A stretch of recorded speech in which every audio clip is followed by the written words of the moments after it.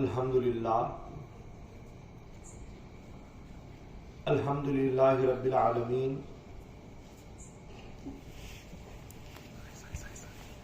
والعاقبۃ للمتقین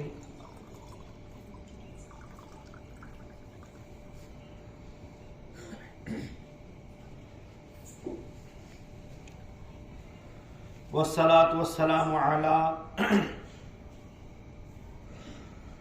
افضل الانبیاء والمرسلین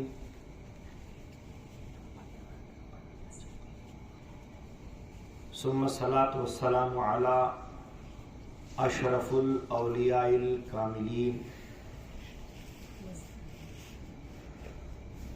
وعلی آلہما واصحابہما اجمعین من یومنا ھذا الی یوم الدین اما بعد قال اللہ تعالی فی القرآن المجید والفرقان الحمید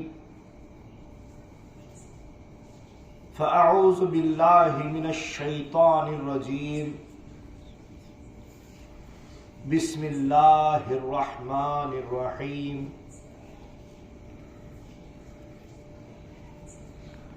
وَأَطِيعُوا اللَّهَ وَرَسُولَهُ إِن كُنتُم مُؤْمِنِينَ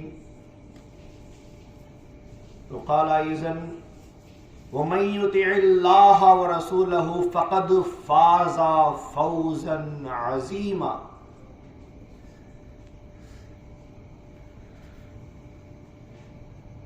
وقال أيضا يَرْفَعُ اللَّهُ الَّذِينَ آمنوا منکم والذین اوتوا العلم درجات وقال رسول اللہ صلی اللہ علیہ وسلم من خرج فی طلب العلم فهو فی سبیل اللہ حتی یرجع وقال میرا مہدی الموعود علیہ الصلاۃ والسلام علمت من اللہ بلا واسطۃ جدید اليوم صدق اللہ العظیم وصدق رسوله النبی الکریم وصدق المہدی الموعود علیہ الصلاۃ والتسلیم۔ ساری تعریف، ساری حمد و ثنا، ساری اچھائیاں، ساری بڑائیاں، ساری کبریائی، ساری پاکی اس پروردگار عالم کے لیے سزاوار ہے جو رب العالمین ہے، خالق دو جہاں ہے، مالک دو جہاں ہے۔ درود و سلام ہو خاتمین علیہم الصلاۃ والسلام پر اور آپ دو کی ہر تمام ذریات پر۔ محترم فقراء کرام، دانشوران قوم، بزرگان ملت قوم مہدویہ، پس پردہ تشریف فرما عفت مآب خواتین، پیارے عزیز بچوں، السلام علیکم ورحمۃ اللہ وبرکاتہ۔ وعلیکم السلام۔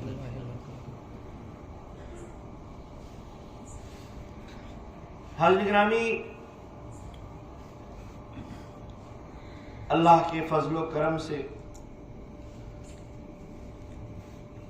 رسول اللہ صلی اللہ علیہ وسلم اور مہدی موعود علیہ الصلوۃ والسلام کے صدقے طفیل سے آج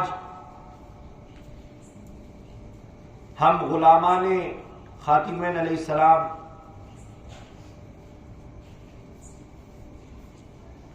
مہدی موعود علیہ الصلوۃ والسلام کی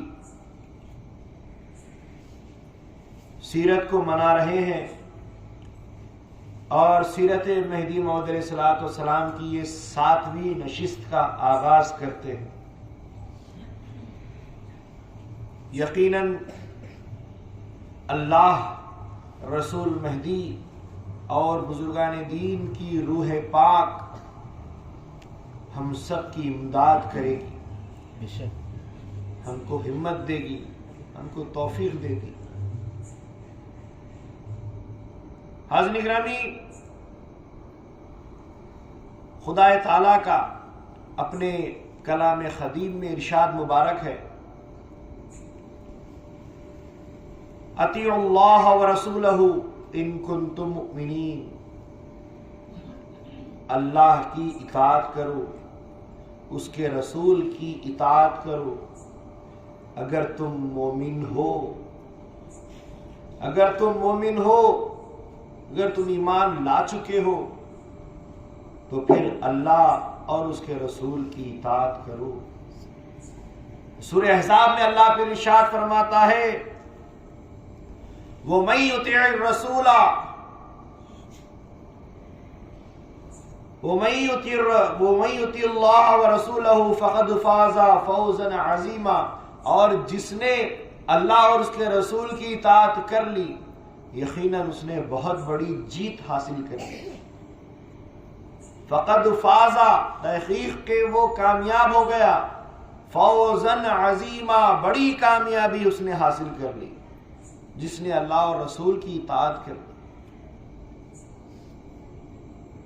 کل ہم نے ذکر کیا اطاعت کس کو کہتے ہیں، اتباع کس کو کہتے ہیں، کامل پیروی ناقص پیروی کیا ہوتی ہے، اتباع ڈر کی، اتباع لالچ کی، اتباع محبت کی ہم نے دیکھی۔ حاضرین گرامی، آج ہم اس اتباع کے ساتھ ساتھ رشتوں کی بات کرتے ہیں، رشتوں کی بات کرتے ہیں۔ رشتے دو طرح کے ہوتے ہیں، رشتہ دو طرح کا ہوتا ہے، ایک ہوتا ہے خون کا رشتہ اور ایک ہوتا ہے ایمان کا رشتہ۔ ایک ہوتا ہے خون کا رشتہ، ایک ہوتا ہے ایمان کا رشتہ۔ تو ان دونوں رشتوں میں سب سے بڑا رشتہ کون سا ہوتا ہے؟ ایمان کا رشتہ بڑا ہوتا ہے۔ بزرگان دین ہم کو سکھا کر گئے، فرمایا کہ ہر انسان کے 3 باپ ہوتے ہیں۔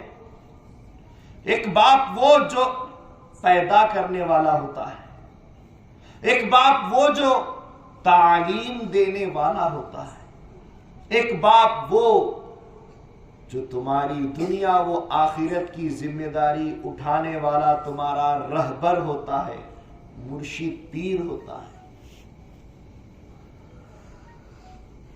3 طرح کے باپ ہونے کے تعلق سے بزرگوں نے فرمایا، وہ باپ جس کے نطفے کے طفیل سے تم اس دنیا میں جنم لیے ہو، پیدا ہوئے ہو، تمہارا حقیقی خونی رشتہ رکھنے والا باپ، ایک تم کو علم سکھانے والا باپ اور ایک تمہاری رہبری کرنے والا باپ۔ اور بزرگان دین فرماتے ہیں ان تینوں باپوں میں سب سے افضل ترین باپ وہ ہے جو تمہارا روحانی تعلق رکھنے والا، تمہارا مرشد، تمہارا پیر، تمہارا رہبر، تمہارا شیخ ہوتا ہے۔ پیدا کرنے والے سے، علم سکھانے والے سے وہ باپ افضل ہے جو تم کو خدا سے ملانے والا ہوتا ہے، جو تمہاری دنیا ہی نہیں بلکہ آخرت کی ذمہ داری اٹھانے والا ہوتا ہے۔ تو مطلب یہ کہ خون کے رشتے سے زیادہ ایمان کا رشتہ بلند ہوتا ہے، خونی باپ سے زیادہ روحانی باپ کا مقام زیادہ ہوتا ہے۔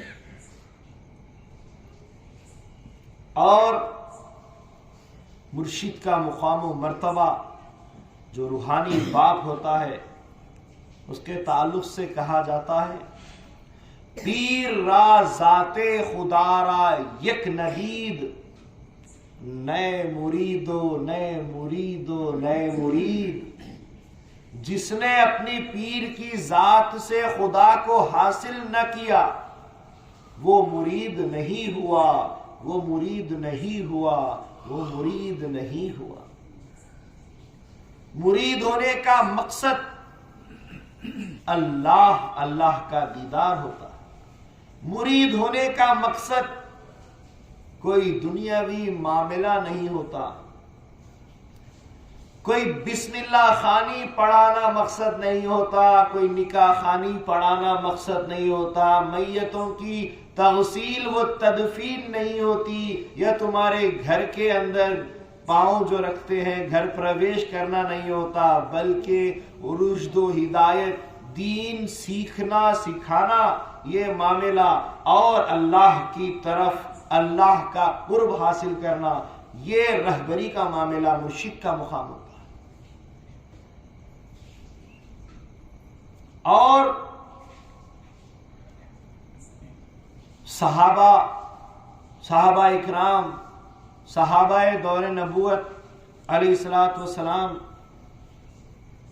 رسول اللہ صلی اللہ علیہ وسلم کے پاس جو آتے تھے، ان کے پاس بیٹھتے تھے، ان کے پاس سیکھتے تھے، ان کو اپنا رہبر رواں، رہبر اول بنائے، ان کو اپنا استاد، اپنا مرشد بنائے، ان سے دین سیکھا، ان سے اللہ کا راستہ پایا، تو صرف اور صرف اللہ کے لیے، اپنے کوئی دنیاوی مواد کے لیے نہیں. کیوں؟ کیونکہ صحبت میں تاثیر ہوتی ہے. مرشد وسیلہ ہوتا ہے اللہ تک پہنچانے والا. تو حاضرین گرامی، قرآن پاک میں اللہ تعالیٰ نے ایک جگہ ارشاد فرمایا، یرفع اللہ الذین آمنوا منکم والذین اوتوا العلم درجات. اللہ تعالیٰ تم میں سے ایمان والوں کے اور علم والوں کے درجات کو بلند کرتا ہے.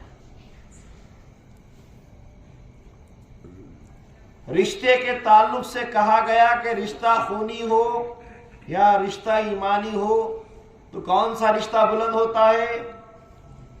ایمان کا رشتہ بلند ہوتا ہے، خون کا نہیں.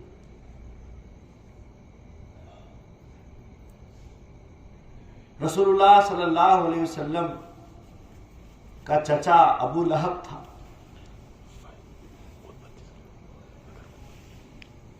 زندگی بھر حضور صلی اللہ علیہ وسلم پر ظلم و ستم کرنے والا وہ چچا حضور کا خونی رشتہ دار تھا. وقت بوقت رسول اللہ صلی اللہ علیہ وسلم کی توہین کرنا، لوگوں میں ان کے تعلق سے غلط فہمیاں پیدا کرنا، حج پڑھنے والے، حج کرنے والے حاجیوں پر غیر بات مسلم کرنا، ان کی تکذیب کرنا، ان کو دیوانہ کہنا، ان کو شاعر کہنا، ان کو بیمار زدہ کہنا، کئی ایک چیزیں اس نے کی. لیکن حضور سے اس کا رشتہ کیا ہے؟ خون کا رشتہ ہے. جب کبھی ابو لہب کا نام لیا جاتا ہے، حضور سے خون کا تعلق ہے، خون کا رشتہ ہے بول کر عزت کرتے ہو. لعنت اللہ، اللہ کی اس پر لعنت ہو کہتے ہو. رسول اللہ صلی اللہ علیہ وسلم کا رشتہ رکھنا الگ چیز ہے، خونی رشتہ رکھنا الگ چیز ہے، لیکن اس نے حضور کی ہمیشہ تکلیف دی، حضور کو تکلیف پہنچائی، ایذائیں دی. اس کے خونی رشتے کو نہیں دیکھا جائے گا. اور ایک حضرت بلال حبشی رضی اللہ تعالیٰ عنہ ہے، جو بالکل کالے کلوٹے ہیں، نہ ان کے اندر کوئی رنگ روپ ہے، نہ ان کی وہ خد و خامت ہے، نہ ان کے اندر کوئی قسم کی خوبصورتی ہے. لیکن اس کے باوجود جب بلال حبشی رضی اللہ تعالیٰ عنہ کا نام گرامی لیا جاتا ہے تو ان کو دل سے پکارتے ہیں، عزت دیتے ہیں، صحابی رسول کہہ کر رضی اللہ عنہ پڑھتے ہیں. کیوں؟ کوئی خونی رشتہ حضور سے نہیں ہے، دور دور تک خون کا رشتہ نہیں ہے، لیکن رسول اللہ صلی اللہ علیہ وسلم سے محبت کا رشتہ ایمان کا رشتہ ہے۔ خونی رشتہ ہونے سے عزت نہیں ملتی۔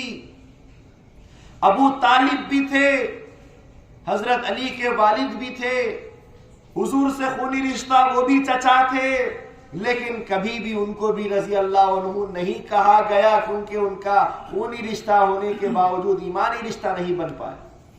حالانکہ رسول اللہ صلی اللہ علیہ وسلم کی کوئی جیسا گستاخی انہوں نے نہیں کی جیسا ابو لہب نے کی تھی، بلکہ ہمیشہ کہتے اے محمد ابن عبداللہ، اے میرے پیارے بھتیجے، تمہارا جو مذہب لے کر چلتے ہو چلو، میں خوش ہوں کہ تم کام کر رہے ہو، تم پروان چڑھ رہے ہو، لوگوں میں تمہاری عزت ہو رہی ہے، میں خوش ہوں تم سے، لیکن میں تمہارے دین کو قبول نہیں کر سکتا، میں اپنے والد عبد المطلب کے دین پر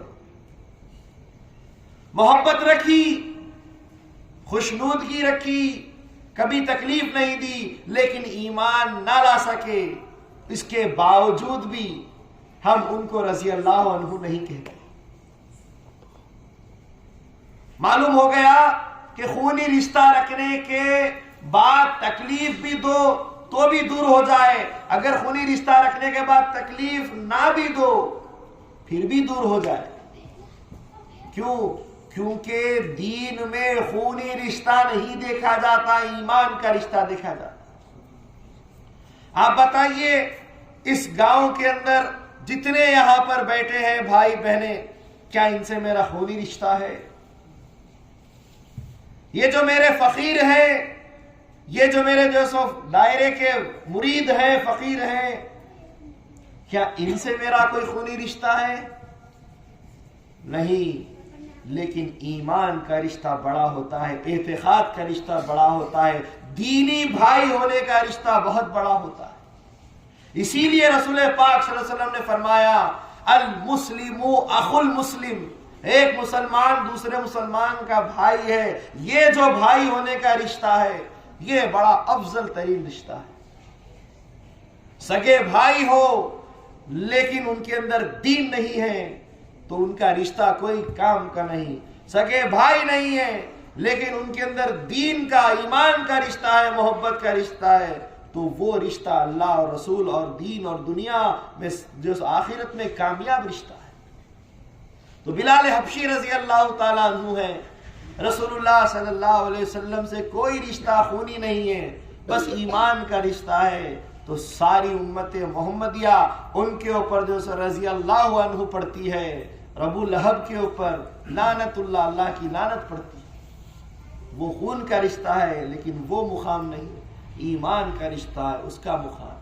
اور اگر خونی رشتے کے ساتھ ساتھ ایمانی رشتہ دونوں بھی آ جائیں تو پھر تو وہ دو ہاتھ لڈو ہو جائے، سونے پہ سہاگا ہو جائے، جیسا کہ حسنین کریمین علیہ رضی اللہ تعالیٰ عنہما، دونوں سگے بھائی ہیں حسن حسین، ساتھ ساتھ دونوں ایمانی بھائی ہیں حسن حسین، یہ بھی رشتہ مضبوط ہے، وہ بھی رشتہ مضبوط ہے۔ ایمان کے رشتے کی بنیاد وہ ہے کہ خونی رشتہ بھی مضبوط ہے، یہ ایمان کا معاملہ ہے۔ حاضرین گرامی، حضرت بلال حبشی رضی اللہ تعالی عنہ جب اسلام قبول کیے، ان کا آقا تھا عبداللہ ابن ابی،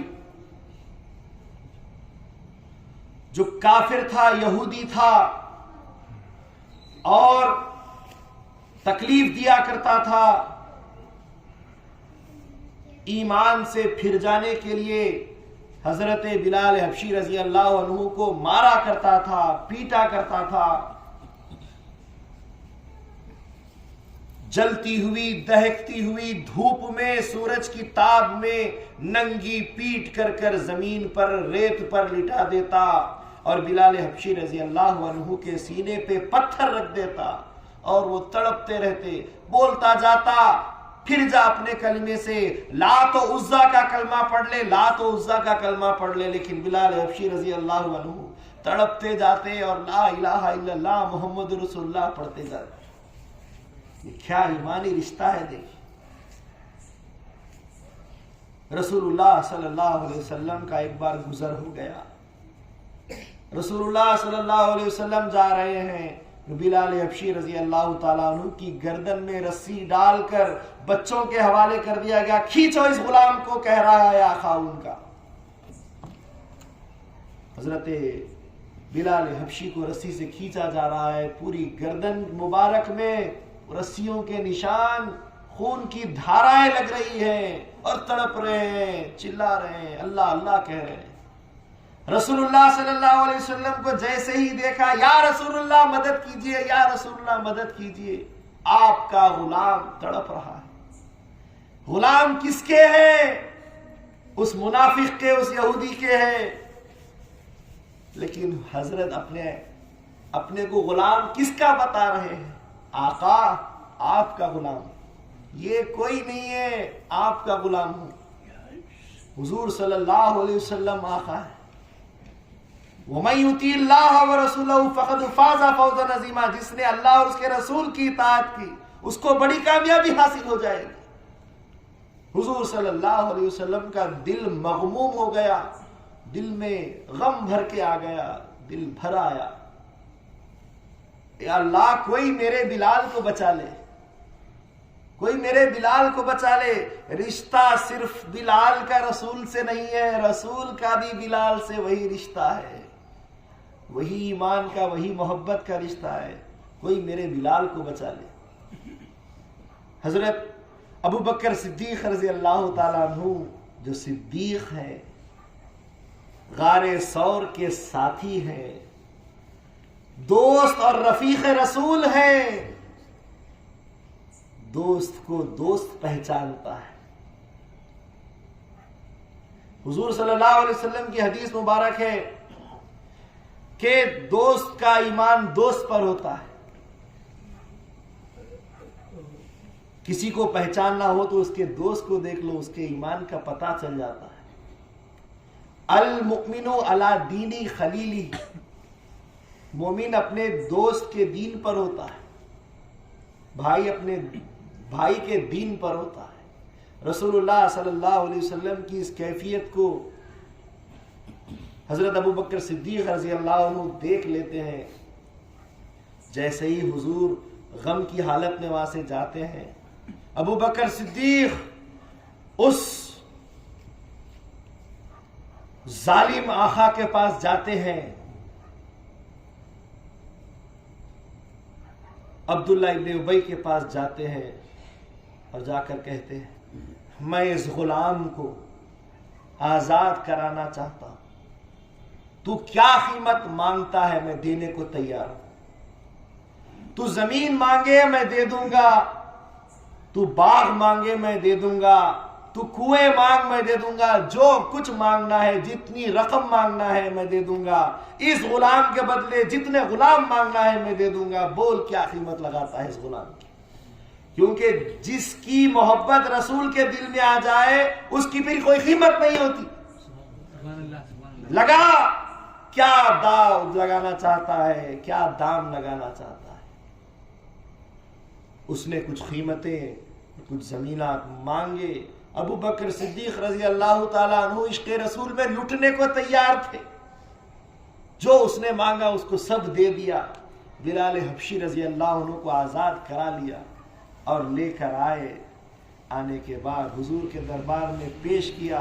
रसूलुल्लाह सल्लल्लाहु अलैहि वसल्लम ने जो ही देखा बिलाल हबशी रजी अल्लाह अन्हु को, उनकी आंखें भर आई और हजरत बिलाल हबशी दौड़ते हुए हुजूर के कदमों को आके चूम लेते हैं। या रसूलुल्लाह, लीजिए आपका गुलाम हाजिर हो गया। सुभान अल्लाह।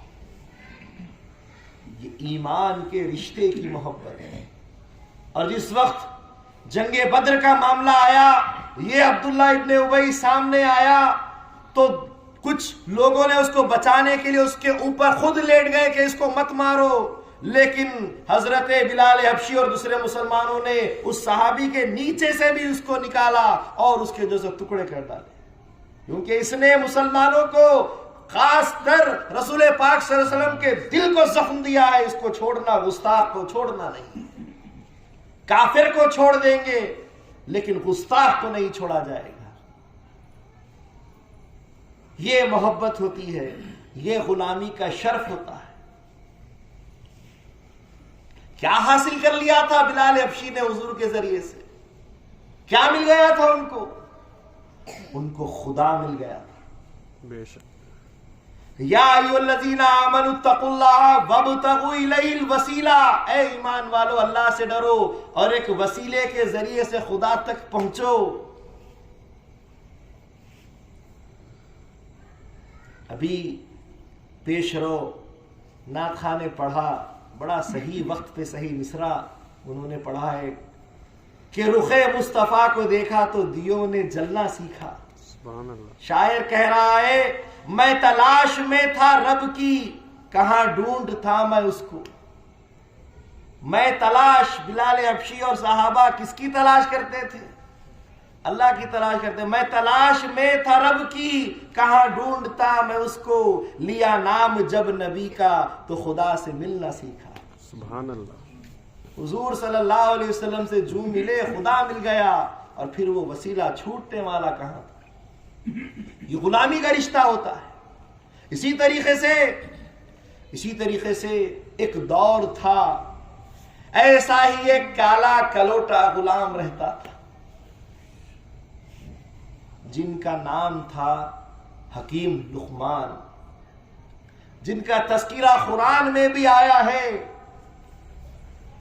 وہ حکیم لقمان کیا تھے؟ کالے کلوٹے تھے. ایک آقا کے غلام تھے.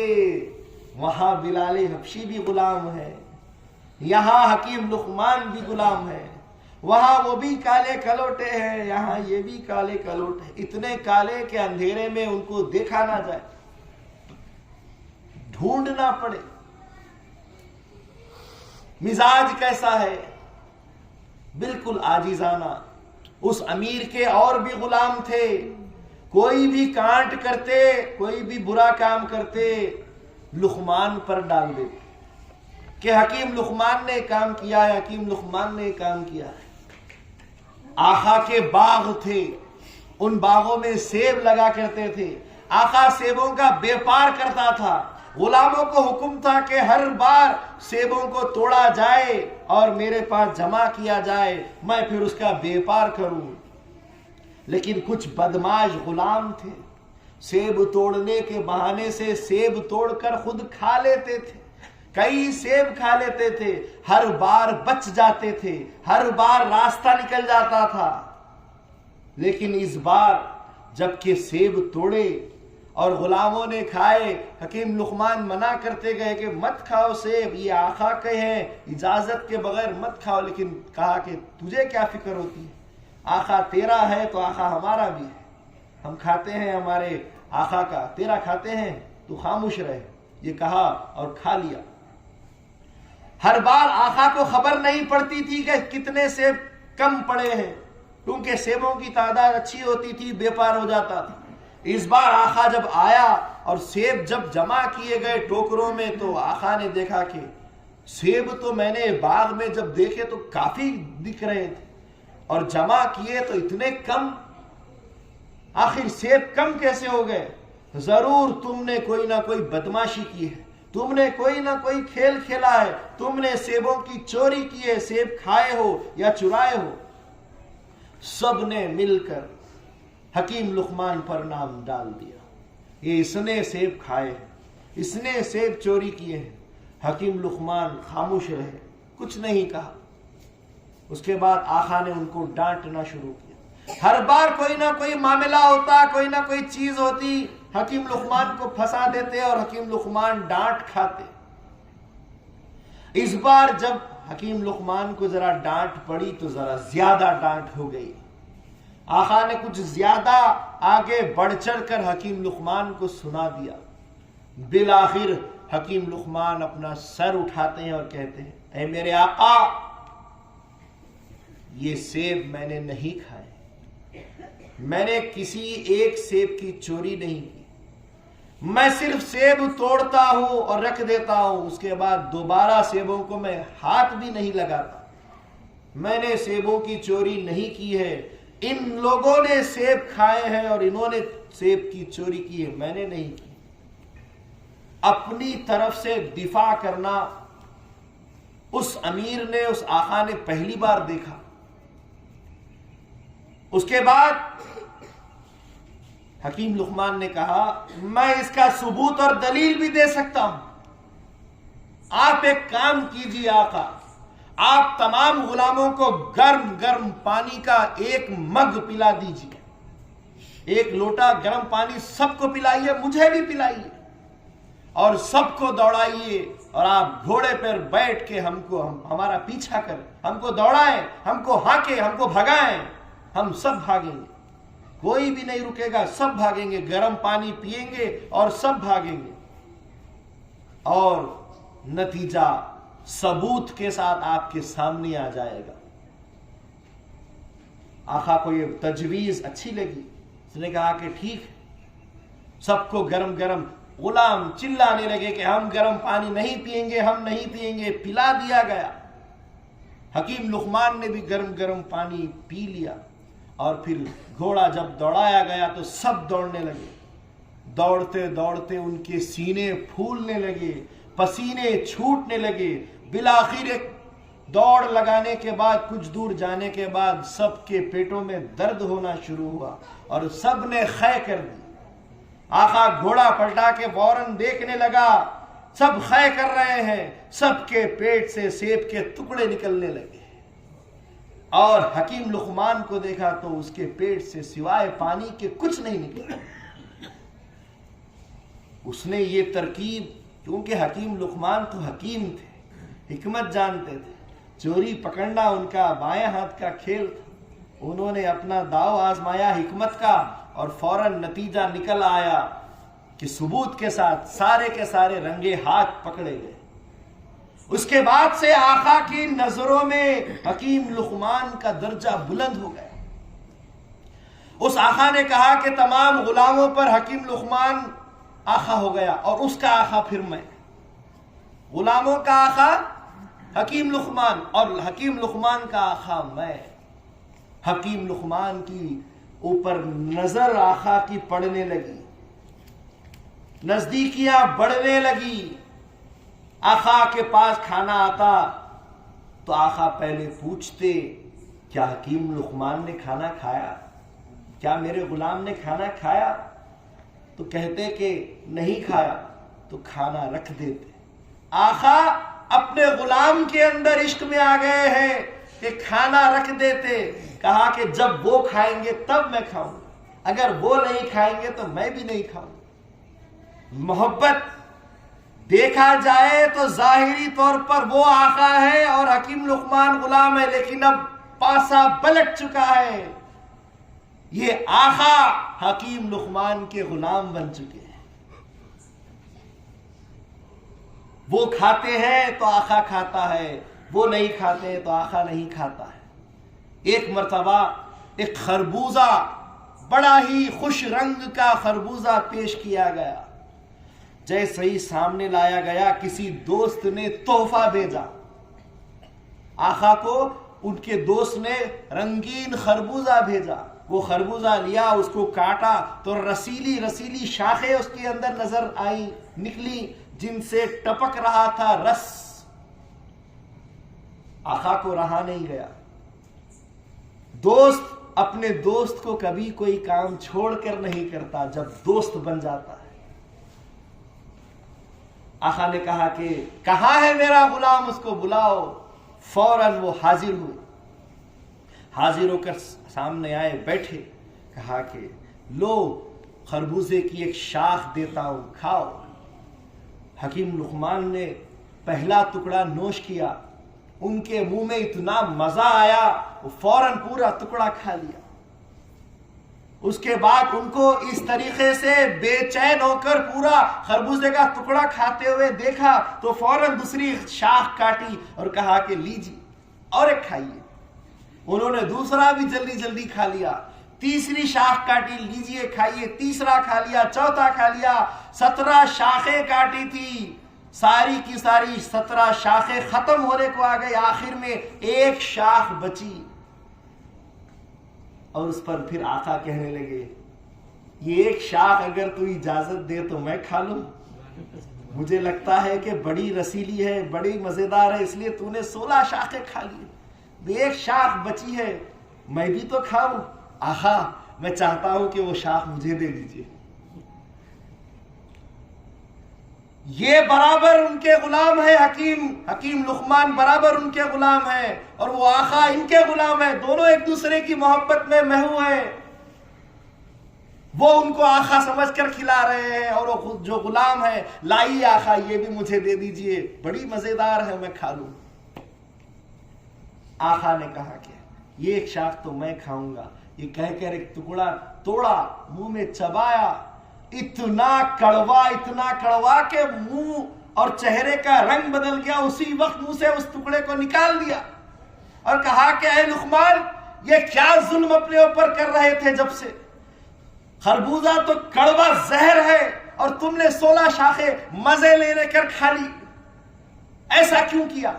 کڑوا تھا پہلے ہی بول دیتے، تم نے مزے لے کر کھائے۔ غور سے سنیے اب اصل بات۔ اس حکیم لقمان نے کہا آقا زندگی بھر مزے کے تم نے مجھے کھانے کھلائے ہیں، ایک بار کڑوا خربوزہ کھانے کو آ جائے تو میں منہ بناؤں؟ سبحان اللہ، میں شکر گزار ہوں میرے آقا کا۔ سمجھ میں آ رہی ہے آپ کو بات؟ میں شکر گزار ہوں میرے آقا کا کہ اس نے ہر وقت میرا خیال رکھا ہے۔ ایک بار اگر مجھ پر کوئی غم، ایک بار اگر میری آزمائش ہو جائے تو میں ناشکرا ہو جاؤں، میں منہ بنانے لگوں، میں چھوڑ کر پھینکنے لگوں؟ مجھے تیرا ہر فعل جو محبت کا ہے وہ بھی قبول ہے، تیرا ظلم بھی قبول ہے، تیری محبت بھی قبول ہے، تیری نفرت بھی قبول ہے، تیری میٹھا پن بھی قبول ہے، تیرا کڑوا پن بھی مجھے قبول ہے۔ یہ ہوتا ہے ایک آقا اور ایک غلام کا رشتہ۔ رسول پاک صلی اللہ علیہ وسلم آقا ہے، بلال حبشی ان کے غلام ہیں، ان کے اندر کیسی محبت ہے دیکھیے، فدائی ہونا چاہیے، کیونکہ رسول اللہ صلی اللہ علیہ وسلم وسیلہ ہے۔ حالانکہ حکیم لقمان خود ایک مقام رکھتے ہیں، لیکن غلام اور آقا کا جو معاملہ ہے، اس رشتے کو جو حکیم لقمان نے نبھایا ہے وہ شاید کہ کوئی غلام ہو کر نبھا سکتا۔ یہ رشتہ ہونا چاہیے اپنے مرشد سے، اپنے مرید کا۔ تو حاضرین گرامی، رسول اللہ صلی اللہ علیہ وسلم کیا دے رہے تھے؟ صحابہ میں خدا کا نام دے رہے تھے۔ کیسے دے رہے تھے؟ علم خداوندی پہنچا رہے تھے، دین خداوندی پہنچا رہے تھے، کلام خداوندی پہنچا رہے تھے۔ خدا کے کلام سے، خدا کے دین سے، خدا کے علم سے، علم لدنی، علم سینہ، علم فیض، علم روحانیت، وہ علم دے رہے تھے۔ تبھی تو اللہ نے فرمایا یرفع اللہ الذین آمنوا منکم، تم میں سے اللہ تبارک و تعالی درجات کو بلند کرتا ہے ایمان والوں کے، والذین اوتوا العلم درجات، اور علم والوں کے۔ جہاں ایمان کا معاملہ آیا وہاں علم کوئی دنیاوی علم نہیں ہو سکتا، وہ دینی علم ہوگا۔ اور اسی طریقے سے رسول پاک صلی اللہ علیہ وسلم حدیث میں فرماتے ہیں من خرج فی طلب العلم فہو فی سبیل اللہ حتی یرجع، جو کوئی علم کی تلاش میں نکل جاتا ہے وہ اللہ کے راستے میں ہوتا ہے یہاں تک کہ واپس لوٹتا ہے۔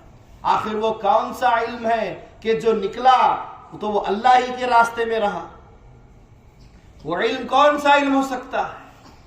اللہ کا علم، جو اللہ کو حاصل کرنے کے علم کے وجہ نکلے، اس علم کی طلب میں نکلے تو وہ اللہ کے راستے میں ہوتا ہے۔ جو کوئی اللہ کو حاصل کرنے کے لیے ہجرت کرے، وہ گھر سے نکل جائے اللہ کے لیے، اللہ کے علم کے لیے، وہ اللہ کے راستے میں ہوتا ہے۔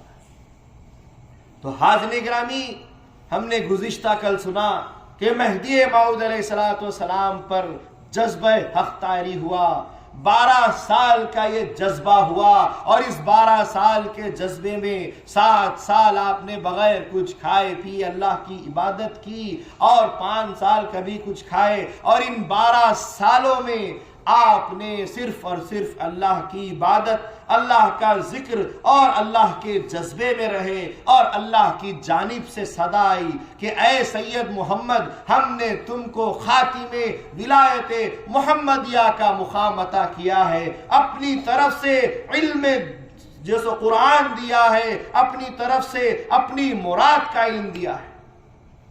تم مراد اللہ کا علم حاصل کر چکے ہو، تم قرآن کے رموز کا علم حاصل کر چکے ہو، ہم تم کو علم دے رہے ہیں۔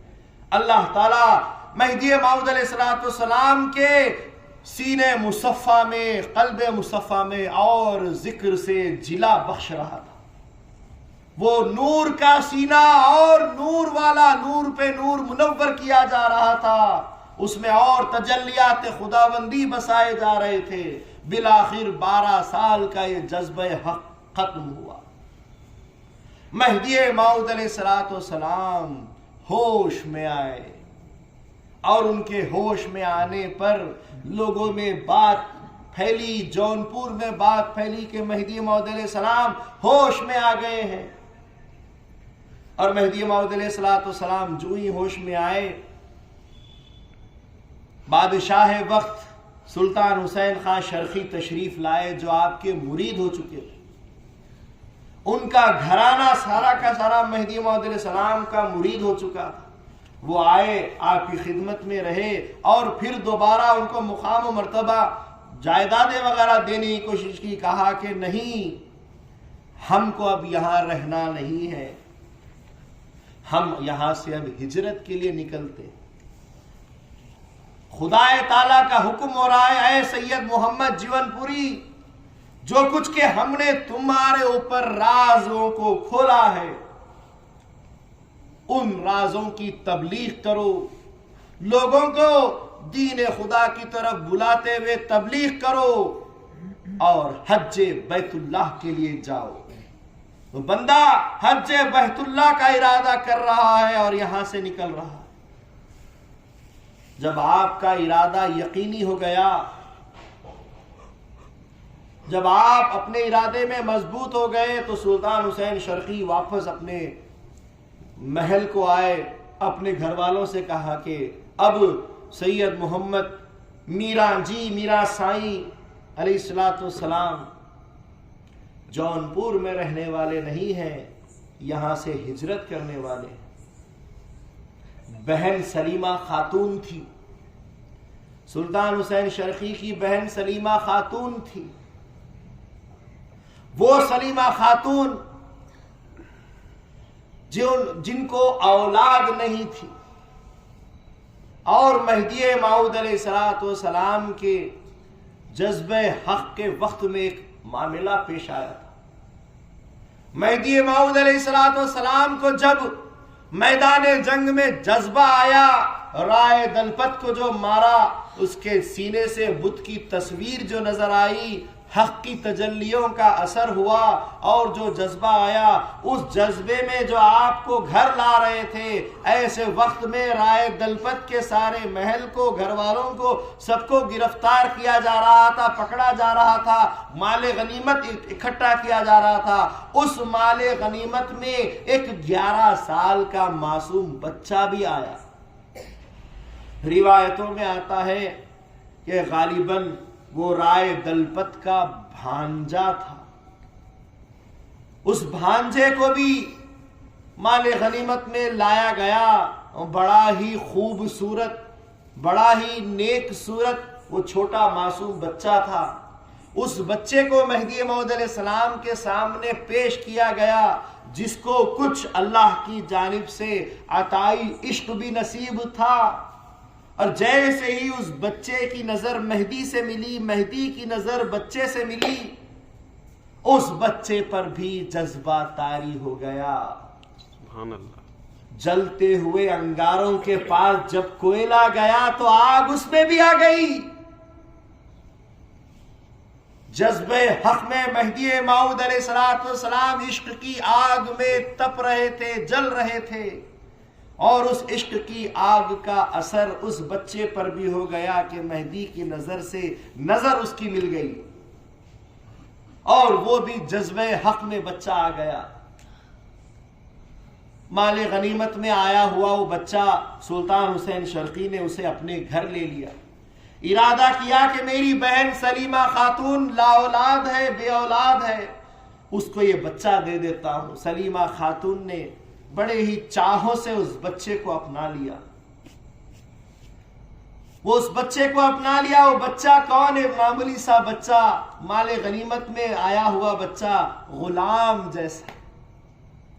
یاد رکھیے، جب ایک سلطنت دوسری سلطنت سے جنگ کرتی ہے، جو ہار جاتی ہے وہ سارے کے سارے بندی بنائے جاتے ہیں، غلام بنا لیے جاتے ہیں جیتنے والی سلطنت پر۔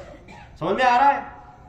تو سارے کے سارے لوگوں کو غلام بنایا گیا، تو یہ بچہ بھی غلام تھا۔ آج غلاموں کا تذکرہ چل رہا ہے، سمجھ میں آ رہی ہے بات؟ ہم بھی کیا ہے؟ ہم بھی کیا ہے؟ غلام ہے، غلاموں کا تذکرہ چل رہا ہے۔ وہ چھوٹا سا معصوم بچہ جس کا نام غلام ہے، وہ تو بہت خوش ہو گئے ہوں گے، غلاموں کا تذکرہ چل رہا ہے۔ وہ چھوٹا سا معصوم بچہ جو غلام ہے، سلیمہ خاتون نے اسے اپنی اولاد کی طرح اپنا لیا۔ معصوم سا غلام ہے، اس کو اپنا فرزند بنا لیا، اور اس کے لیے ایک خاص محل بنایا، چھوٹا سا پیارا سا ایک محل اس پیارے بچے کے لیے بنایا۔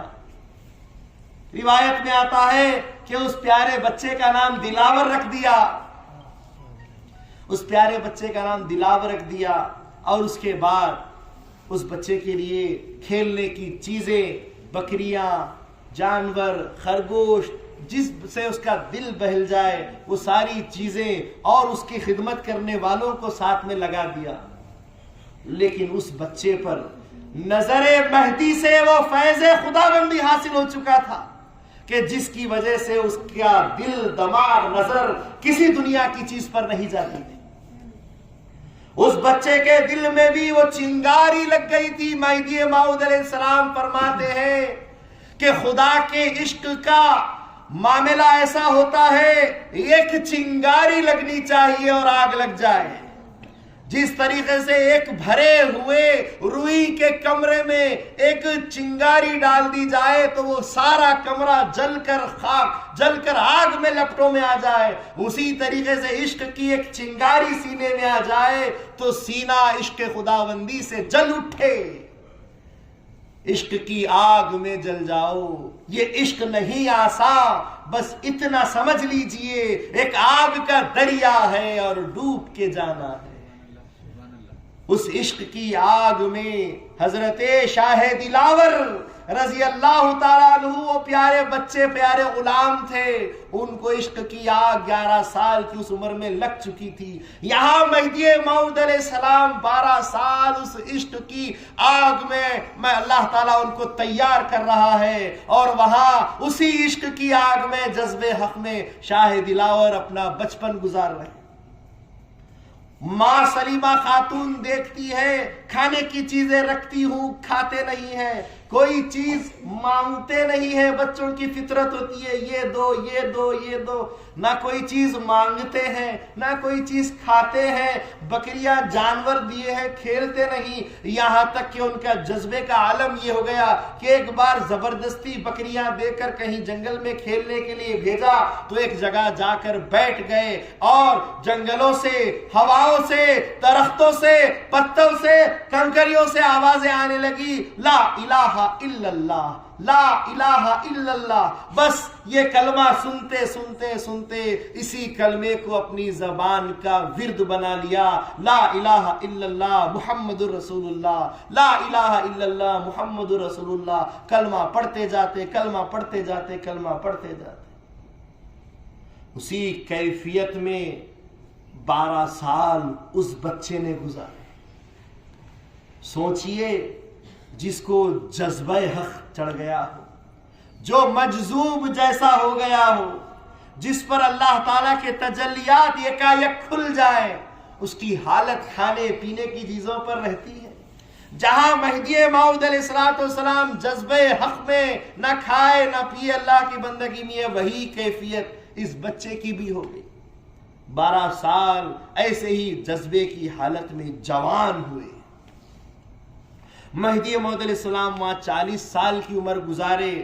سن 887 ہجری ہوئی، 40 سال کی عمر ہوئی۔ مہدی موعود علیہ السلام نے ہجرت کے آغاز کا اعلان فرمایا، اور ایسے میں جب حسین شرقی گئے گھر پہ، بہن کو بتایا، کہا کہ یہ جو بچہ 12 سال سے میں نے پالا ہے اپنی محبت میں، وہ بچہ ہمارے درمیان رہنے کے لائق نہیں، اللہ والا ہے، اللہ والوں کے پاس چھوڑ دینا چاہیے۔ میں چاہتی ہوں کہ اب اس بچے کو ان کے حوالے کر دیا جائے۔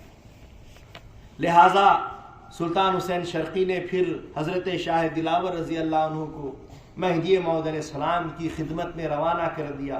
مہدی موعود علیہ السلام اس وقت وضو کر رہے تھے جبکہ شاہ دلاور تشریف لا رہے تھے۔ لوگوں نے بتایا کہ دلاور آتے ہیں۔ موعود علیہ السلام نے فرمایا، ان کو دلاور نہ کہو، یہ شاہ دلاور ہے، یہ شاہ دلاور ہے، یہ میرے اور خدا کے مقبول ہیں۔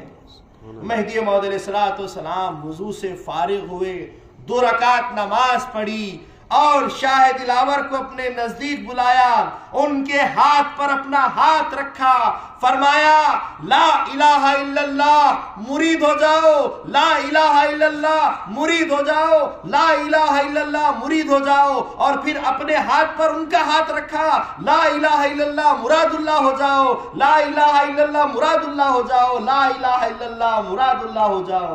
بس یہ 3 بار کہنا تھا۔ حضرت شاہ دلاور رضی اللہ تعالیٰ عنہ کے جو دل کا معاملہ تھا، ایمان کا معاملہ تھا، مہدی موعود علیہ السلام سے فیض کا جو معاملہ تھا، یہ کا یک نظر سے اور یہ اقوال سے ایسا جو ہے سو ایک بادل پھٹا کہ زمین سے آسمانوں تک سب روشن ہو گیا جیسے ہتھیلی میں رائی کا دانہ۔ حضرت شاہ دلاور رضی اللہ تعالیٰ عنہ کو یک جذبہ، اب اس کے بعد ایک اور جذبے کا مقام، سیڑھیوں پر آگے سیڑھیاں چڑھتے جا رہے، ایک جذبے کے بعد ایک اور جذبہ ان کو عطا ہوا۔ اسی جذبے میں مگن ہوتے ہوئے، محو رہتے ہوئے، مزے لیتے ہوئے مہدی موعود علیہ السلام کے ساتھ ہجرت کرنے کو تیار ہو گئے۔ مہدی موعود علیہ السلام نے ہجرت کا آغاز فرمایا۔ مہدی موعود علیہ السلام نے کم و بیش 27 مقامات پر ہجرت کی، 10,540 کلومیٹر میل مہدی موعود علیہ السلام ہجرت کے چلے ہیں، کبھی سواری پر، کبھی کشتیوں پر، کبھی پیدل، اس طریقے سے 10,540 میل مہدی موعود علیہ السلام کی ہجرت کا معاملہ رہا۔ 27 مقامات غالباً آپ ہجرت کیے، اور اس پہلی ہجرت کا معاملہ ہوا کہ مہدی موعود علیہ السلام نے حج بیت اللہ کے ارادے سے ہجرت کا آغاز کرتے ہوئے 17 نفوس کے ساتھ، 17 لوگوں کے ساتھ، 17 عاشقان مہدی کے ساتھ، 17 غلاموں کے ساتھ، یہ آقائے دو جہاں، خاتم ولایت محمدیہ، معصوم عن الخطا، مبین کلام اللہ، خلیفۃ اللہ، مراد اللہ، ان کو لے کر جونپور سے سب سے پہلے داناپور آتے ہیں۔ داناپور جونپور سے 170 میل کے فاصلے پر ہے۔ 170 میل کا فاصلہ طے کرتے ہوئے داناپور آتے ہیں، اور داناپور میں آنے کے بعد جب ایک خیمے کے اندر، ایک مصنوعی جھوپڑے کے اندر وہاں قیام پذیر ہوتے ہیں، بی بی مہدی موعود علیہ السلام سے عرض کرتی ہیں کہ میرا جی بار بار آواز آتی ہے، سفر میں بھی بار بار آواز آ رہی تھی، ہاذا مہدی، ہاذا مہدی۔ جب آپ چلتے وہاں کی ہوا پکارتی، کنکریاں پڑتی، درختوں سے آواز آتی، ہاذا مہدی، ہاذا مہدی۔ بندی سنتے جاتی، بندی کیا ہے؟ غلام ہے، باندھی ہے آقا کی، جو رات بھر آپ خورا پکڑے ہوئے کھڑی رہی، اور جن کی اس خدمت کی وجہ سے موعود علیہ السلام نے دعا دی کہ اللہ تم کو اپنے دیدار سے سرفراز فرمائے، وہ غلام بندی مہدی موعود علیہ السلام کی بی بی، ہم مصدقوں کی ماں بی بی لہدادی رضی اللہ تعالی عنہ عرض کرتی ہے خیمے کے اندر کہ میرا جی بار بار آواز آ رہی ہے، ہاذا مہدی ہاذا مہدی، یہ مہدی ہے یہ مہدی ہے، الہام ہو رہا ہے کہ اے بی بی تمہارے شوہر کو ہم نے مہدی موعود بنایا ہے، آپ کی ذات مہدی کی ذات ہے، بار بار یہ بات آ رہی ہے۔ بندی آپ کے سامنے عرض کرتی ہے،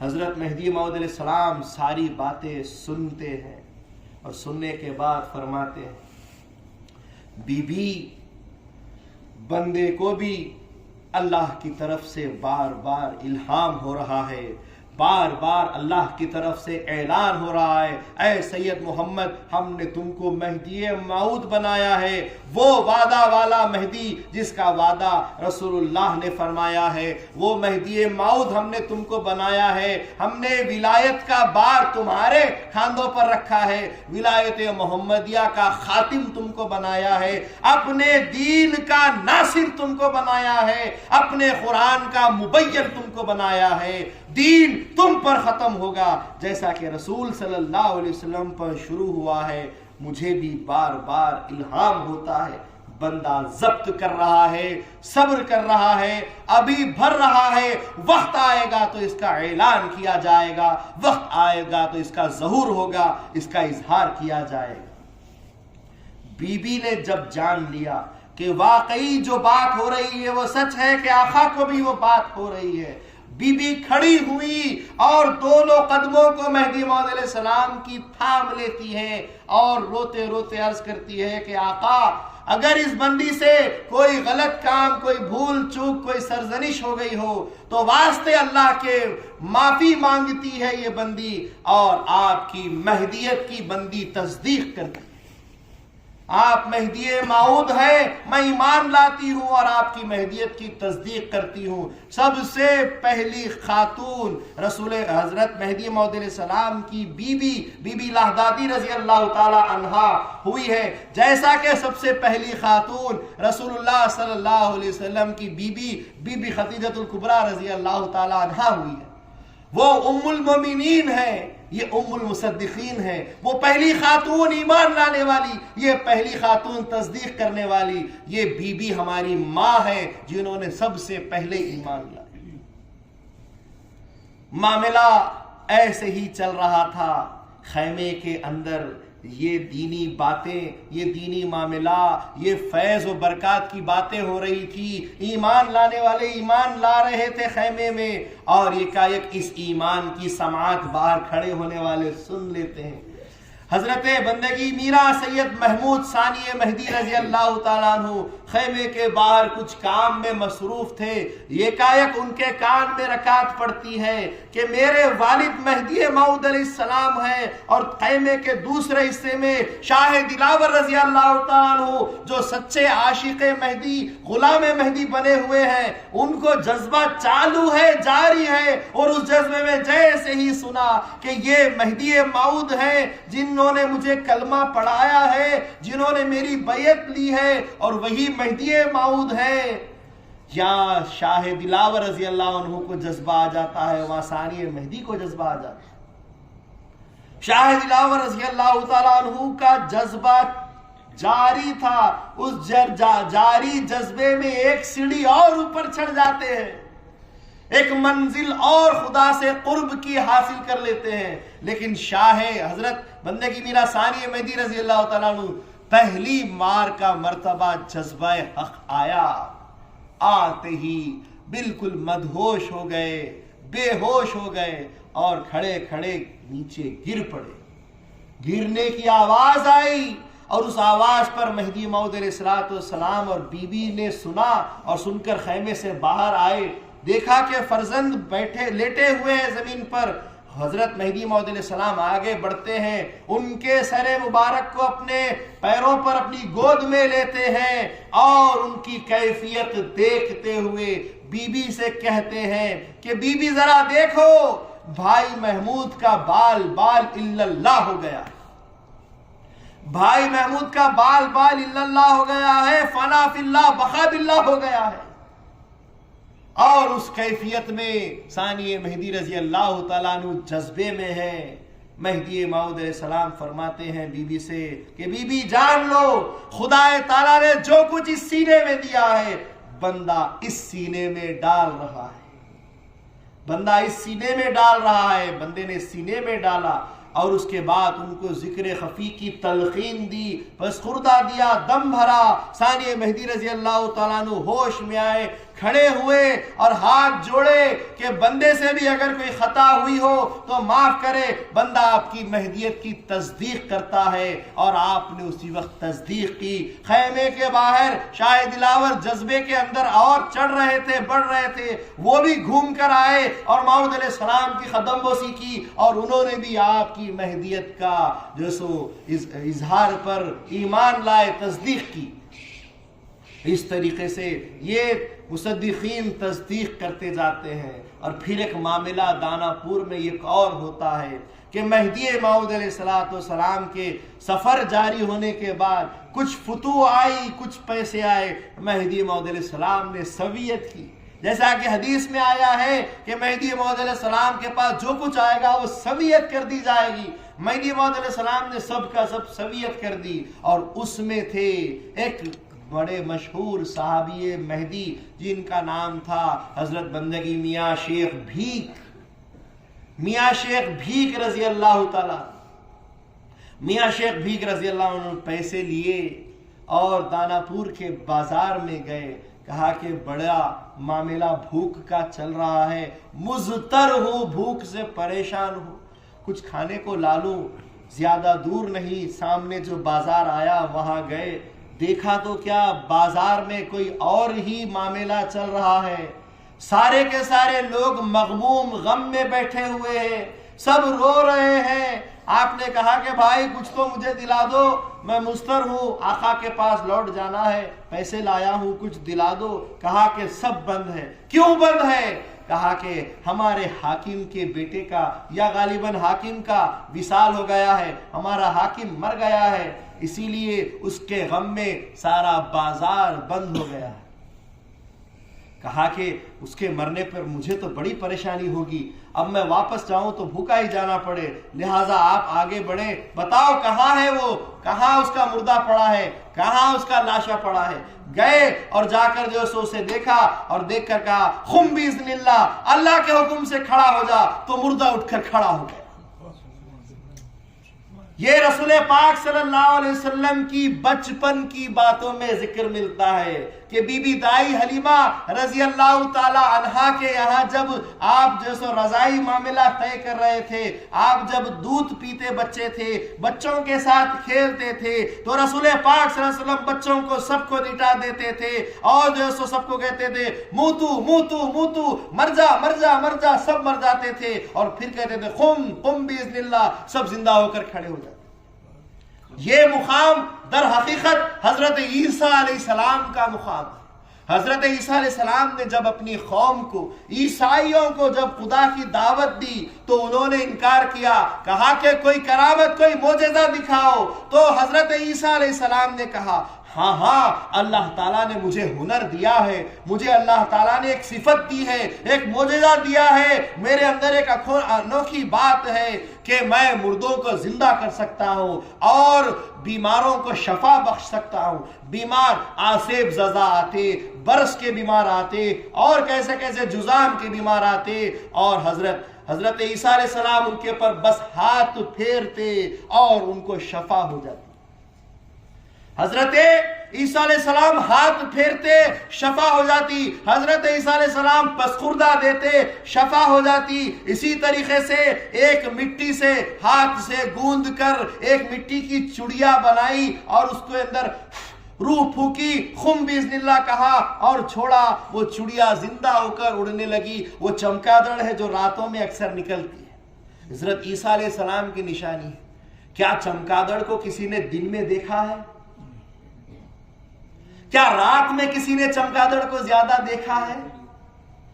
دیکھا ہے بس شام ہونے لگتی ہے، سورج ڈوبنے لگتا ہے، تھوڑی آسمان میں لالی ہوتی ہے اور چمگادڑ کی چڑیاں کبھی اڑتی ہوئی دکھتی ہے. بس ایک خاص مخصوص وقت ان کا ہوتا ہے. اس کے بعد رات بھر کبھی دیکھتے ہو؟ دن بھر کبھی دیکھتے ہو؟ یہ چمگادڑ عیسیٰ علیہ السلام کی ہاتھ کی بنائی ہوئی مخلوق ہے، اللہ والی مخلوق ہے، اپنے آپ کو چھپا کر رکھتی ہے جیسے ولیاں اپنے آپ کو چھپا کر رکھتے ہیں. دیکھیے اللہ کی ہر مخلوق کے اندر کچھ نہ کچھ انوکھی بات ہوتی.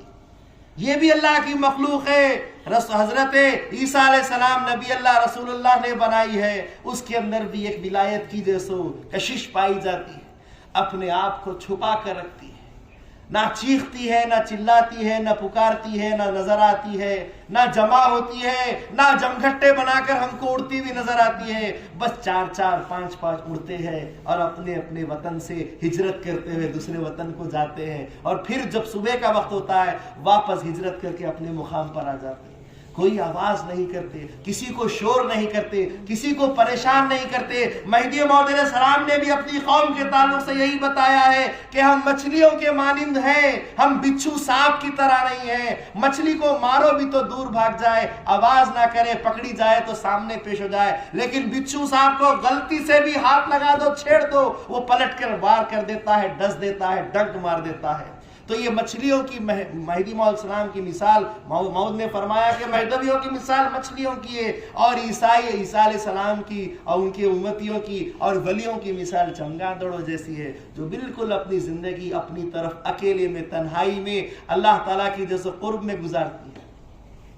تو یہ عیسیٰ علیہ السلام ایسے ہی اٹھاتے اٹھاتے پھر خبروں کے پاس چلے گئے، اپنی امت کو دکھایا کہ نہ صرف چڑی کو زندہ کر سکتا ہوں، بیماروں کو اچھا کر سکتا ہوں، گڑے مردے کتنے بھی پرانے ہو ان کو زندہ کر سکتا ہوں. یہ کہتے ہوئے کہ خبر کے اوپر ہاتھ مارا اور کہا کہ قم باذن اللہ. خبر سے مردہ اٹھ کر کھڑا ہو گیا، اپنی تاریخ بیان کرنے لگا کہ میں فلاں سال میں زندہ تھا. دوسرا مردہ نکلا، فلاں میں سال میں صدی میں زندہ ہوا کرتا تھا. ایک پھر مردے کے اوپر ہاتھ مارا، قم باذن اللہ کہا. وہ جب کھڑا ہوتے چلا گیا پہاڑ کی طرح آدمی لمبا ہو گیا، جس کی لمبائی 60 فٹ تھی وہ کھڑا ہوا، ہیکل کا ہیکل، اتنا بڑا انسان، ٹاور سے بھی زیادہ، 100 منزل کے قریب آدمی. وہ آدمی کھڑا ہوا، اس نے کہا میں حام علیہ السلام ہوں، میں نوح علیہ السلام کا بیٹا حام علیہ السلام ہوں، میں ہزاروں سال پرانا انسان. وہ حضرت عیسیٰ علیہ السلام کا خاصہ مردوں کو زندہ کرنا، حضرت مہدی موعود علیہ السلام کی ملاقات، حضرت مہدی موعود علیہ السلام کی فیض کی کشش، فیض کا معاملہ، پہلا سفر، پہلا مقام داناپور ہوا ہے. اور لوگوں کی کیفیتیں اس زمین سے ایک آسمان، دوسرے آسمان، تیسرے آسمان، چوتھے آسمان پہ مقام رکھنے والے عیسیٰ علیہ السلام کا مقام آ گیا، عیسیٰ مسیح کا مقام آ گیا، مردوں کو زندہ کرنے کا مقام آ گیا. کہہ دیا میاں شیخ بھیک رضی اللہ تعالیٰ نے قم باذن اللہ، کھڑے ہو جاؤ اپنے جیسو رب کے نام سے. وہ مردہ کھڑے ہو گیا. جو ہی کھڑے ہونا تھا انہوں نے کہا لو مردہ مرا نہیں زندہ ہے، اب تو دکان کھولو کچھ دے دو. وہ بیچارے اللہ والے سیدھے سادے مہدی کے عاشق، مہدی کے غلام، مہدی کے مصدق، کہا کہ وہ زندہ ہو گیا، اب تو میرا سامان دے دو. انہوں نے کہا کہ او بھائی آپ نے مردے کو زندہ کیا ہے، اے دکان نہیں کھولی، ہمارے دماغ کھول دیے. ان کے پیچھے ہمارا بھگوان، ہمارا دیوتا، ہمارا پرمیشور کہتے ہوئے دوڑ لگائے سب. حضرت گھبرا گئے، اے میں نے کیا کر دیا، اے تو پریشانی آ گئی. بھاگے، سب پیسہ ٹکا چھوڑا، دوڑ کے واپس دائرے میں بھاگے. مہدی موعود علیہ السلام کے پیچھے جا کر چھپ گئے. مہدی موعود علیہ السلام کے دامن کو پکڑ لیا کہ آقا ایسا معاملہ ہو گیا ہے، اب کیا کروں، کیا ہو گیا؟ کہا کہ ایسا مردے کو میں نے زندہ کیا. مہدی موعود علیہ السلام نے پلٹ کر دیا، کیوں کی ایسی آپ نے حرکت، کیوں آپ نے ایسا کام کیا؟ کہا کہ معاملہ دیکھا، منہ سے نکل گیا اور ایسا ہو گیا. ٹھیک ہے میرے پیچھے چھپ جاؤ. مہدی کا فرمان دیکھو، کچھ بھی کر لو میرے پیچھے چھپ جاؤ. ایسا فرمان ہے، اپنے غلاموں کو کیسا بچاتے ہیں، اپنے غلاموں کو کیسا چھپاتے ہیں، اپنے غلاموں کی نیا کیسے پار کرواتے ہیں. کہا میرے پیچھے اے میرے پیارے غلام چھپ جا. حضرت میاں شیخ بھیک رضی اللہ تعالیٰ عنہ مہدی موعود علیہ السلام کے پیٹھ کے پیچھے چھپ کر کھڑے ہو جاتے ہیں، اور لوگ تعداد میں بھرے آتے ہیں اور آوازیں لگاتے ہیں، ہمارے آقا کا ہے، ہمارے آقا کا ہے. وہ دوڑ کے آئے ہیں، ہمارے دیوتا ہے، انہوں نے مردے کو زندہ کر دیا ہے، ہم کو وہ چاہیے، دے دیجئے. مہدی علیہ السلام فرماتے ہیں کیا ہو گیا؟ کہا کہ زندہ کیا ہے. کہا کہ مرے بھی کبھی زندہ ہوتے ہیں، پہلے ذرا جاؤ دیکھو، وہ اگر جو سو زندہ ہو تو آنا، مرے تو مرے ہی ہوتے ہیں. مہدی موعود علیہ السلام کا مقام دیکھیے، جہاں یہاں پر شیخ بھیک نے مردے کو زندہ کیا، وہاں مہدی موعود علیہ السلام نے پھر زندے کو واپس مردہ کر دیا. مہدی موعود علیہ السلام کے لیے یہ رسول اللہ صلی اللہ علیہ وسلم کے کوئی بڑی چیز نہیں ہے. حضور بچپن میں وہ کام کرتے تھے، مہدی موعود علیہ السلام نے غلطی کو واپس ڈھانپنے کے لیے وہ کام کر دیا. کہا کہ ایسی غلطی آئندہ نہیں ہونی چاہیے. ہمارا مذہب کرامتوں والا، دکھانے والا، اچنبے میں ڈالنے والا مذہب نہیں ہے. ہم کرامتوں کے مذہب کو نہیں لائے ہیں، ہم آنکھوں والا مذہب لائے ہیں. یہ سارے معاملات مہدی موعود علیہ السلام کے لیے کرامت کوئی چیز نہیں ہے. مہدی موعود علیہ السلام رسول پاک صلی اللہ علیہ وسلم مردے کو زندہ اور مار دیے. مہدی موعود علیہ السلام نے بھی کیا. حضرت عیسیٰ علیہ السلام شفا کر دیتے تھے. رسول پاک صلی اللہ علیہ وسلم کے زمانے میں ایک صحابی چھت سے گر گئے، پیر ٹوٹ گیا، دواخانے حکیم کے پاس نہیں لے گئے، حضور کے پاس لے گئے. یا رسول اللہ پیر ٹوٹ گیا ہے. حضور نے ہاتھ لیا، پھیرا، پیر ٹھیک ہو گیا. بدر کے میدان میں زخم کھا کھا کر صحابہ حضور کے پاس آتے، یا رسول اللہ زخم ہو گئے. حضور اپنا لعاب لگا دیتے، زخم اچھے ہو جاتے تھے. حضرت علی رضی اللہ تعالیٰ عنہ خیبر کا دروازہ اکھاڑنے والے، وہ آنکھوں کے بیمار تھے. کہا کہ نظر نہیں آ رہا ہے، میں نہیں جا سکتا جنگ میں. حضور نے فرمایا آؤ، اپنا لعاب لگایا، آنکھیں اچھی ہوگی، جاؤ فتح ہو جائے گی. اس پس خردے کا اثر کہ خیبر کا وہ دروازہ جس میں سے ہاتھی جاتا تھا، ایک ہاتھ سے دروازہ اکھاڑ کر پھینک دیا. یہ مقام فیض کا ہے. حقیقت میں یہ مقام فیض کا ہے، اور فیض کے لیے متصل ہونا ضروری ہے. وَابْتَغُوا إِلَيْهِ الْوَسِيلَةَ، اللہ تک اس وقت تک نہیں پہنچ سکتے جب تک کہ کوئی وابستہ، کوئی فیض دینے والا، فیض جذب بخشنے والی ذات حاصل نہیں ہو. مہدی موعود علیہ السلام نے پھر ان کو پیچھے کیا، ان کو واپس کیا، اور کہا کہ تنبیہ کی آئندہ ایسا کام نہیں ہونا چاہیے. اور صوم وصال رکھا، ایک ساتھ 3 دن کا، ایک افطار پر 3 دن کا روزہ رکھا. اور ان 3 دن کے روزے میں دن اور رات کے پہروں میں مہدی موعود علیہ السلام اللہ سے دعا پر دعا کرتے کہ اے باری تعالیٰ، میری اس امت مہدویہ کو، اس امت مسلمہ کو جو میرا دامن پکڑ رہی ہے، تو ان کو کرامتوں کی ملامتوں سے آزاد رکھ. ان کے اندر کرامتیں مت ڈال، ان کے اندر کرامتیں مت ڈال. اس کرامت کو منع کرنے کے لیے آپ نے روزے رکھے. معاملہ ہوا. پھر مہدی موعود علیہ السلام نے دیکھا کہ چلیے خدا کا حکم ہوا ہے، ہم چلتے ہیں. شاہ دلاور رضی اللہ تعالیٰ عنہ سن کر کہ مہدی ہجرت کے لیے نکل رہے ہیں، وہ غلام، وہ عاشق مہدی اٹھنے لگے تو پیروں میں سے جان جا چکی تھی. پیر جیسا کہ آپ لوگ اتنی دیر سے بیٹھے ہیں، بہت ساروں کے پیر آ گئے، مونگیا نہیں آئے، بھیجو تھوڑی، مونگیا آ گئے نہیں آ گئے، بس پیروں میں شل آ گئے. حضرت شاہ دلاور رضی اللہ تعالیٰ عنہ اٹھ نہیں پا رہے تھے، بڑی کوششیں کی اٹھنے کی، نہیں اٹھ پائے.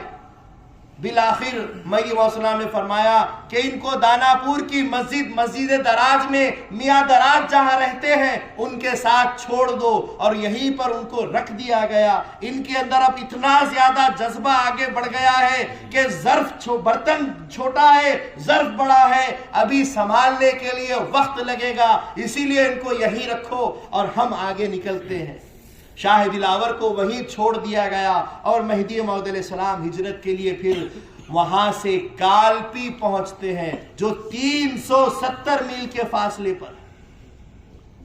پہلا مقام जौनपुर से दानापुर 170 मील, अब जो वहां से दानापुर से कालपी पहुंचते हैं।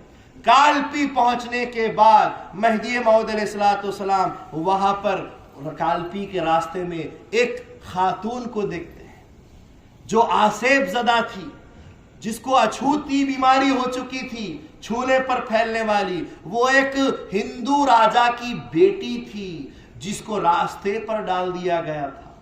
मेहदी मौऊद अलैहिस्सलाम ने उसकी कैफियत देखी, उस पर रहम आया। वो रहमतुल लिल आलमीन की विलायत के अंदर भी तो रहम ही होता है, उनको रहम आ गया और फरमाया कि उसको अच्छा करने के लिए हजरत पान खा रहे थे। पान खाना मेहदी मौऊद अलैहिस्सलाम की गोया के सुन्नत में से है। मेहदी मौऊद अलैहिस्सलाम ने खाता हुआ पान का पसखुर्दा निकाला और कहा कि उसको खिला दो। उस बीबी को खिला दिया गया। जो ही वो बीबी ने खाया अच्छी हो गई, सारी बीमारी दूर हो गई। कहा कि इसको ले जाकर अपने वतन छोड़ दो। उसको उसके राजा के पास महल में छोड़ दिया गया। राजा ने पूछा कैसे ठीक हुई है? कहा कि एक सैयद वली के पसखुर्दे से, झूठे से ये ठीक हो गई। कहा कि जब ठीक उनके मुसलमानों के झूठे से हुई है तो हमारे काम की नहीं रही, ले जाओ उसको उन्हीं के हवाले करो। मेहदी मौऊद अलैहिस्सलाम के दरबार में उसको लाकर वापस कर दिया गया। मेहदी मौऊद अलैहिस्सलाम ने कबूल कर लिया और बीबी इलाहदादी रजी अल्लाह ताला अन्हा की खादिमाओं में उनको दे दिया कि इनको अपनी खिदमत में रख लो। वो इतनी हसीन लड़की थी, वो इतनी खूबसूरत बीबी थी। आपने बीबी इलाहदादी रजी अल्लाह ताला अन्हा ने उनका नाम बीबी भीका रखा। बीबी भीका रखा जो मेहदी मौऊद अलैहिस्सलाम के पसखुर्दे से ठीक हो गई थी। अभी सुना आपने फैज क्या चीज होती है? फैज दिया और ठीक हो गई, दायरे में आ गई। और उसके बाद फिर बीबी ने इसरार पर इसरार करना शुरू किया, आखा मीरा जी, मेहदी जी, इनसे निकाह कर लीजिए। ये बीबी भीखा बड़ी जो सो खूबसूरत लड़की है, आप इनसे निकाह कर दीजिए। आज के जमाने में क्या कोई ऐसी बीबी, क्या कोई ऐसी औरत होगी जो अपने शौहर से एक दूसरी औरत को लाकर इससे निकाह कर लो कहेगी? आज ये दुनिया अफरा तफरी का मामला है, नफसा नफसी का मामला है, खुद गर्जी का जमाना है। एक दूसरी खातून की एक और जिंदगी बच सकती है, उसको भी सहारा मिल सकता है, ये नहीं देखेंगे, खुद जिएंगे और जीते चले जाएंगे। कुछ हिम्मत करने वाले हैं जिन्होंने 2 बीबियां भी की हैं, अल्लाह उनको अच्छा रखे, अल्लाह उनको परवान चढ़ाए। लेकिन एक बात भी कहता हूं कि उस दौर में बीबियों की नजर सिर्फ अल्लाह पर होती थी और अल्लाह वास्ते आका के दरबार में एक और बीबियों को दिया जाता था। बीबी ने दिया कि आप इनको कबूल कर लीजिए। मेहदी मौऊद अलैहिस्सलाम इनकार किए कि मुझे तुम जैसी प्यारी बीबी मिली है, मुझे और बीबियों की ख्वाहिश नहीं है। कहा कि बंदी की रजा के लिए, मेरी खुशी के लिए अपना लीजिए। मेहदी मौऊद अलैहिस्सलाम राजी हो गए, निकाह कर लिया। 8 दिन के बाद उस बीबी भीका रजी अल्लाह ताला अन्हा का विसाल हो गया। मेहदी मौऊद अलैहिस्सलाम को इतना गम नहीं था जितना गम बीबी इलाहदादी को था कि मेरी ख्वाहिश पर, मेरी तमन्ना पर आपने इसको कबूल किया था, लेकिन आपको फिर तकलीफ हो गई, मेरी वजह से आपको तकलीफ हुई और इस वजह से बीबी ज्यादा गम पे रही। तो मेहदी मौऊद अलैहिस्सलाम ने उनको बताया, समझाया कि बीबी ऐसा ना सोचो, बल्कि सोचना हो, कहना हो तो ये कहो कि वो आसेब में पड़ी हुई बीमार थी और जो सो उसको ये मुकाम मिला कि बंदे का पसखुर्दा भी मिला, बंदे की तस्दीक भी मिली, बंदे की ज़ौजियत की मुकाम मिला और जो सो मुसद्दिकों की मां होने का शर्फ हुआ। और इस मुकामात के साथ साथ बंदे के हाथ से खबर में सुपुर्द हुई है, इस हाथ गई है, उस हाथ अल्लाह ने कबूल कर लिया है। इतना ज्यादा शर्फ 8 दिनों में किस बीबी को नसीब होता है? ये मुकाम मिला है, खुशी मनाओ कि तुम्हारी इस वजह से उसको कितने मुकामात हासिल नहीं हो। ये सोचने वाली बात है। बहरहाल ये मामला हुआ और उसके बाद फिर मेहदी मौऊद अलैहिस्सलाम कालपी में से फिर हिजरत करते हुए मालवा के शहर चंदेरी पहुंचते हैं। हिजरत का ये तीसरा मुकाम चंदेरी जो कालपी से 160 मील के फासले पर है। इंशाअल्लाह अजीज کل اس مقام سے، اس ہجرت کے مقام سے پھر ہماری جو ہے سو تقریر کا آغاز انشاءاللہ العزیز ہوگا. میں آگے اس سے زیادہ نہیں کہوں گا کیونکہ پھر تھاک لگ جائے گی، پیروں میں مونگیاں آ جائیں گے، پھر اٹھنا مشکل ہو جائے گا. بہرحال اللہ تعالیٰ سے دعا ہے اللہ بولنے سننے سے زیادہ عمل کی توفیق عطا فرمائے. آپ کو سمجھ میں آ رہا ہے؟ مزہ آ رہا ہے؟ مہدی کا ذکر میں مزہ ملتا ہے؟ اللہ کا احسان ملتا ہی ہے. بہرحال اللہ سے دعا ہے کہ اللہ ہم کو توفیق دے اور آنے کی اور بیٹھنے کی توفیق دے، بیٹھنے میں اور طاقت پیدا کرنے کی توفیق دے کہ بزرگان دین نے تو 12 سال ایک ایک جگہ بیٹھے ہیں. ہم اگر جو سو 12 منٹ اور بڑھ کر بیٹھ جائیں تو کیا ہوگا؟ 12-15 منٹ میں کچھ نہیں ہوتا ہے. اللہ سے دعا ہے کہ اللہ تعالی ہم کو اور مضبوط کرے، ایمان پر خاتمہ کرے، ایمان پر حشر کرے، اپنا اللہ آپ کو دیدار بخشے. آمین. وآخر دعوانا الحمدللہ رب العالمین.